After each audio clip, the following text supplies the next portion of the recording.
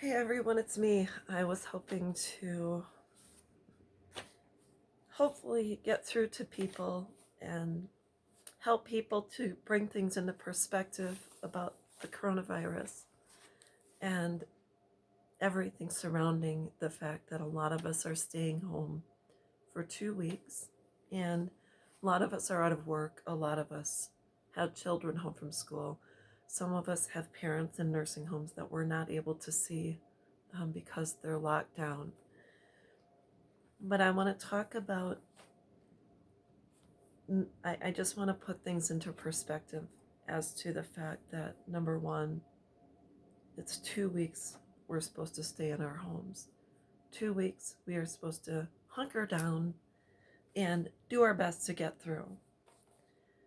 And I want to talk about how us as Americans in general, and I'm almost 50, and I can't remember a time in the past 50 years that I have needed for anything regarding toilet paper, water, food, shelter, etc.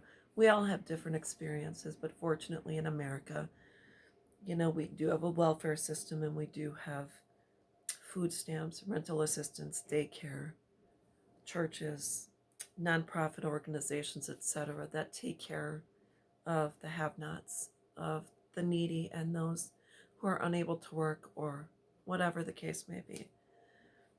And I want to talk about a couple of different things and want to bring to light things that I kind of delved into the internet and I thought, how can we put this into perspective to help people get through this and realize how, despite all of this, how fortunate we as Americans are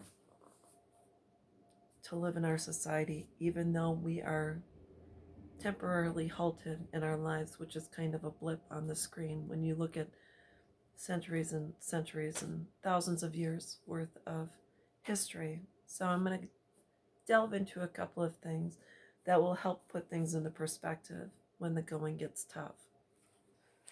I looked at a couple of different situations regarding people that are suffering today and those that have suffered in the past through desperate and desolate situations and have not been able to escape those situations due to their circumstance. So when we look at people in Africa, what they deal with on a daily basis, various diseases known as typhoid, cholera, dysentery, and also they deal with a great deal of diarrhea due to unsafe water and poor sanitation. More than 315,000 children per year die due to the diseases and the unsafe sanitation and just the poor drinking water situation. They don't have cars, they don't have homes the way we have, they can't really escape. They really have nothing in order to alleviate their human suffering. So, this is their life. This is the way it is for them. That is their norm. Should not be their norm, but that's the way it is.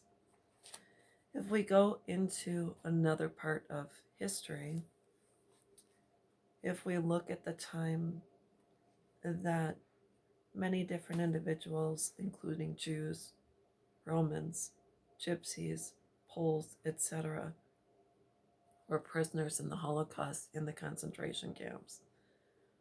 The different diseases they dealt with were typhus, tuberculosis, malaria, meningitis, dysentery.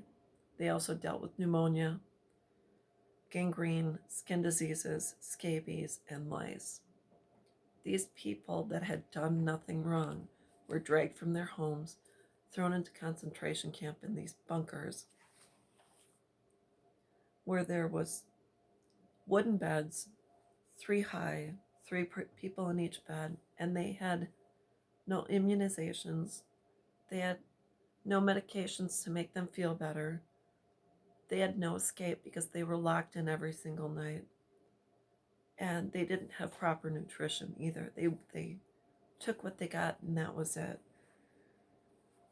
We're talking about people who lived through the most desolate of situations that didn't have the opportunities we have to find comfort, to simply hunker down, lock in, and stay where you are for a couple of weeks, and to leave only if necessary for medical or to go get food.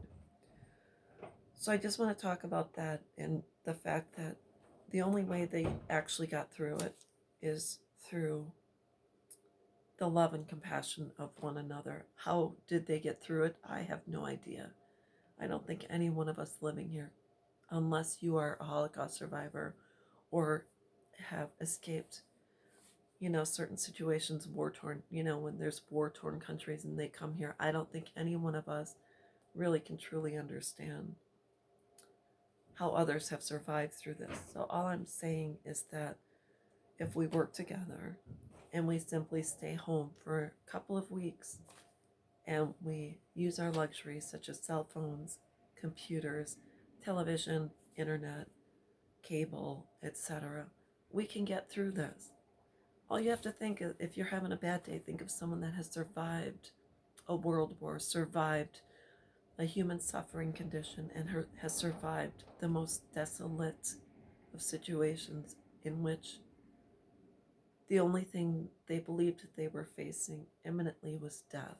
So I'm not trying to bring things down. I'm just trying to bring things into perspective. So if we can please stay home, keep one another safe, talk to people on the internet, make videos for your family, post them on Facebook, stay in touch that way. Just do it for a couple of weeks, because of people in Africa and people, different countries, and people that survived the Holocaust can get through it and do it, so can we. So please take it seriously. I love and miss my family. I love and miss my friends. I would love to be able to hang out with people, but I'm trying to keep you guys safe. I know you're trying to keep me safe, and I'm always a phone call away. So please keep each other safe, stay in touch, and take care. Bye-bye.